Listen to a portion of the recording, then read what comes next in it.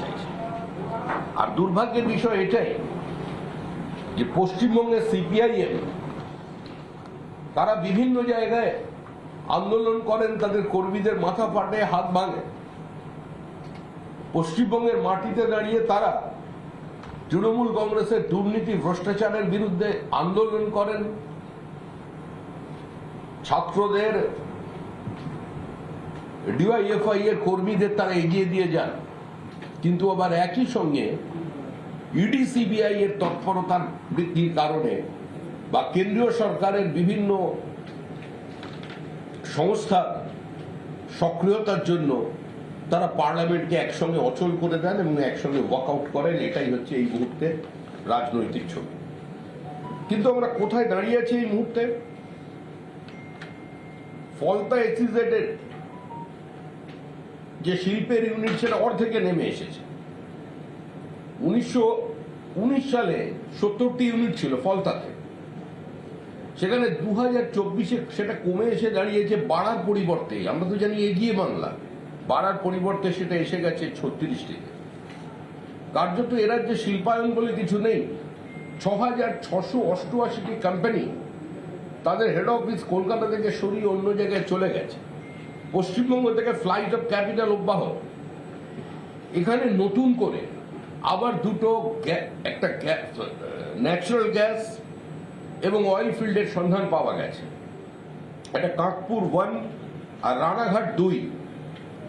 তাতে অন্তত রিজার্ভ আছে এই মুহূর্তে 40,000 কোটি টাকার বেশি পরিমাণ জ্বালানি, সেটা থেকে উঠলে পাওয়া যায়। রাজ্য সরকার তার জন্য রয়্যালটি পাবে এবং এই প্রকল্পকে যদি দ্রুত রাজ্য সরকার সহযোগিতার মধ্যে দিয়ে আজকে যদি প্রকল্পগুলোকে চালু করে, তাহলে নিঃসন্দেহে আজকে গোটা উত্তর 24 পরগনার আর্থসামাজিক অবস্থা বদলে যাবে। এর মধ্যেই প্রায় 100 স্কোয়ার কিলোমিটার জমি ওএনজিসির পক্ষ থেকে রাজ্য সরকারের কাছে চাওয়া হয়েছে। পার্লামেন্টে বারবার প্রশ্ন তোলার পর এবং 19টা চিঠি লেখার পর শেষ পর্যন্ত রাজ্য সরকার গত বাজেটে স্বীকার করেছে তারা পার্টিসিপেট করবে, তারা পিএমএল প্রোভাইড করবে, মানে পেট্রোলিয়াম মাইনিং লিজ, যেটা কোনো রাজ্যে তেল তুলতে গেলে আমাদের যে সংস্থাগুলো আছে তাদের প্রয়োজন হয় সেটা তারা দেবে। আবার নতুন করে এটা সম্ভাবনা এসেছে।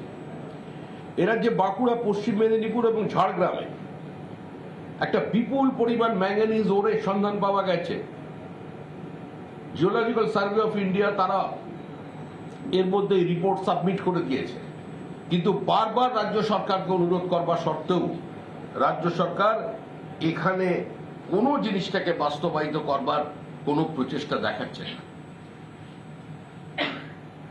পার্ক সার্কাসে বিরাট বিভিন্ন সময় পার্ক সার্কাস আমরা একদম কলকাতার একদম প্রাণ কেন্দ্র।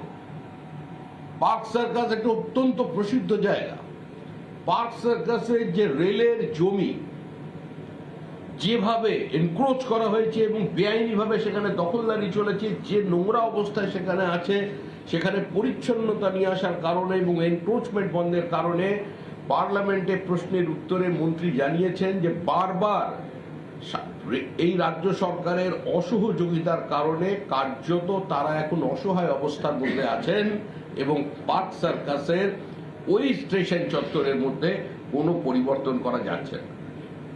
সেনার জমি 1540 একর সেনার জমি, সেটা পর্যন্ত এখানে এনক্রোচড হয়ে গেছে।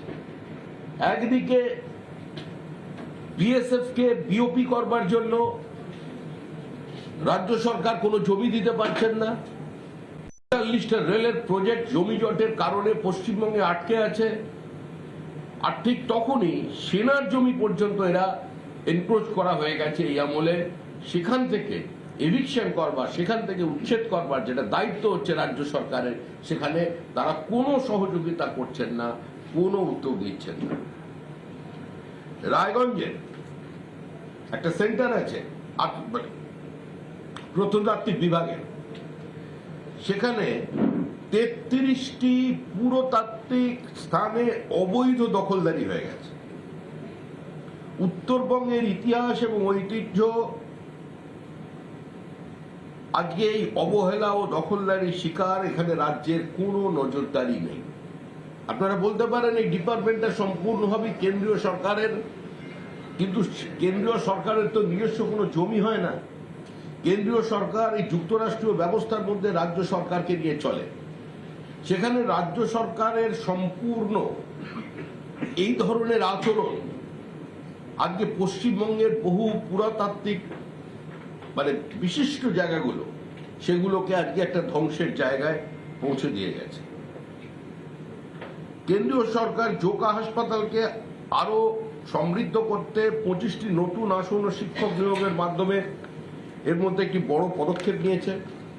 মনে রাখতে হবে 2017 সালে রাজ্য সরকার একটা রুল ফ্রেম করেছিল। 2017 সালে তারা নতুন রুল নিয়ে এসেছিল যাতে বিভিন্ন ওয়েটল্যান্ড জলা জমি কে তারা যাতে সংরক্ষিত করতে পারে 2006 আইন 2006 আইনকে যাতে আরো সঠিকভাবে বাস্তবায়িত করা যায়, আরো যদি দ্রুততার সঙ্গে এই সমস্যার সমাধান করা যায়। এবং বর্তমানে মমতা বন্দ্যোপাধ্যায়ের সরকার 2017 সালে একটি রুল ফ্রেম করেছিল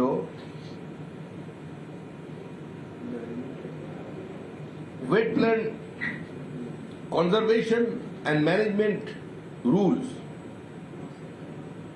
এই রুল ফ্রেম করবার পরে আমরা অবস্থা কি দেখছি।